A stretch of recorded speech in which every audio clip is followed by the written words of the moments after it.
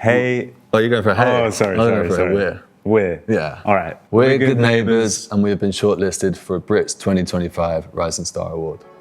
It's a light relief from a bad habit. It's my mother's cooking, man, I can't have it. Someone the other day said that we were optimistic indie pop, which I quite like. Which we've taken Yeah. optimistically indie pop. Yeah, it's good. Upbeat. We were introduced through like friends of friends around East London in the music scene. And people were always just like, oh, you would work really well with Scott and you would work really well with Ollie. And we sort of held off for a while, hung out, and then eventually started collaborating on other people's projects, actually, as writers. Started making some music for fun, and then the fun became pretty serious. And Yeah. now we're together. Yeah, there was no aim. Yeah, there was never a brief for us. We had 2 hours to kill before a session once where we were going to write for someone else. And we wrote Keep It Up, which is one of our tunes, completely off the cuff, but it felt so natural. Neither of us were trying. We were literally just trying to have fun and do something that neither of us had sort of sounded like before. And then when we did it, we kind of didn't want to give it away and felt very like precious and like ownership over this thing. And then we just started putting in some time like every now and again, and these songs sort of just fell out of us like sequentially. And then we sort of had the EP done, and then Home was like the cherry on the cake.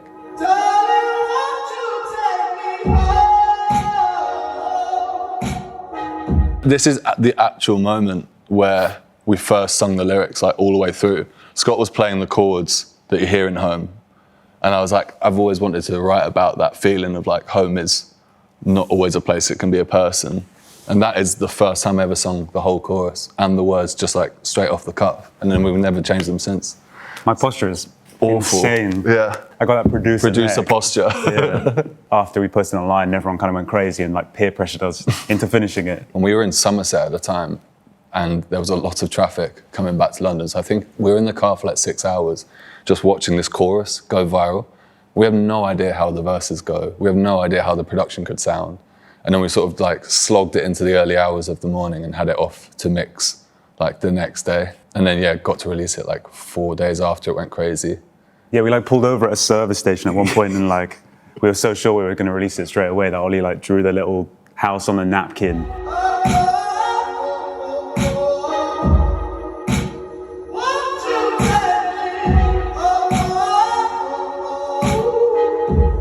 Just like powered through it just through excitement. It was like, why not? This whole year's kind of just been like that. Defo. I think we've not overthought a single step that we've taken.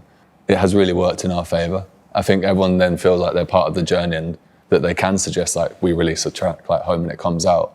And it's just been a really nice like communal experience for like us and the fans. Doesn't feel too much separation. Using TikTok, we were like, why would we not use it to just get a straight like litmus test of what's good and what's rubbish? And ironically, that one just went so quickly that we're like, we actually can't backpedal on this. We have to just run with it.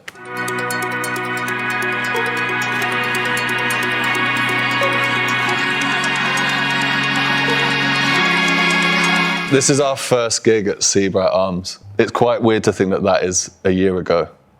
Yeah, Less than. Yeah. What is it, like there's like 100 people there? Yeah. And that was honestly like the best night of our lives. I can't really remember much about the aftermath of it, but it was a real celebration. It's the first time we got to play our demos. Yeah, we literally, this is all family and friends in this gig as well. So now when we have actual people turn up to gigs, it's quite a weird experience for us, but it's nice. Home went so big, but we didn't really realize how many people it reached. So like we'd start the set and they wouldn't know who we were, and then we'd play that and they'd be like, oh, it's these guys. Point. We were so nervous here. I don't know why. Yeah, I think because that was like the birth of the band, and if it was rubbish then we didn't have a leg to stand on. True, yeah. But that felt incredible that night. I won't ever forget that.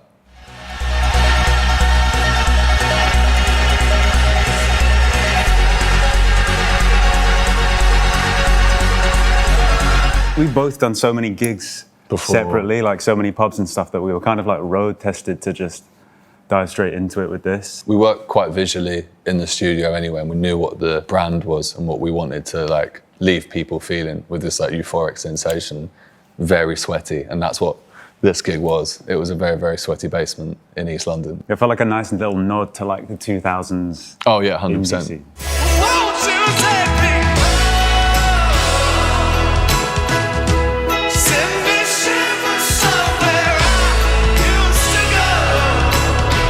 This was scary. This was our first big TV bit that we did in America. It's the first time we'd really played in America, which is kind of crazy. Maybe the most nervous ever. Yeah. Yeah. It was shaky. Yeah, very shaky. Yeah. Even just meeting people like Jimmy Kimmel and like playing on actual American telly. Or seeing him like hold the vinyls. Yes. Crazy. So good.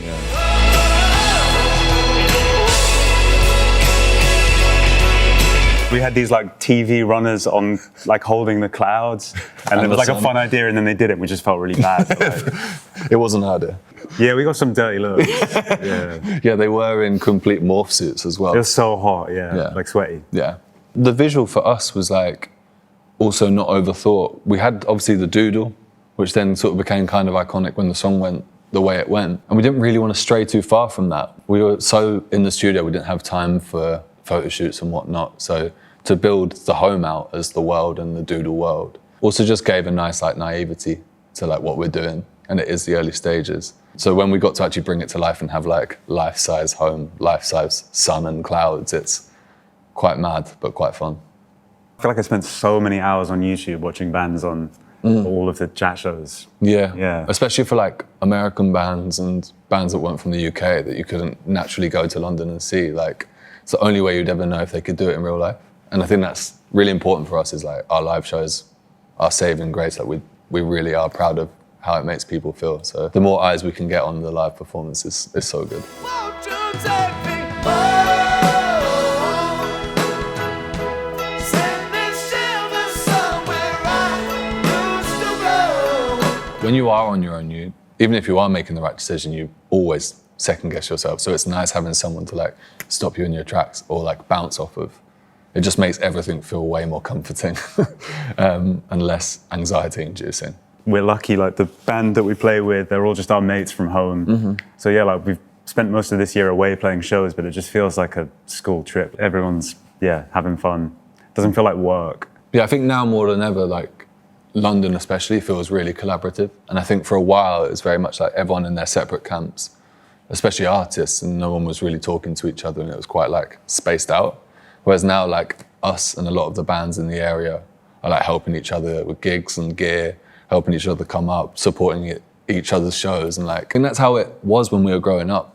And it's nice that that's coming back around and feeling quite collaborative again. Feels ridiculous to be shortlisted. Yeah. The word Brit and good neighbours next to each other is Ridiculous. yeah, completely ridiculous. So surreal. Quite emotional, to be honest. Like when you're a kid, like watching it every single year, dreaming.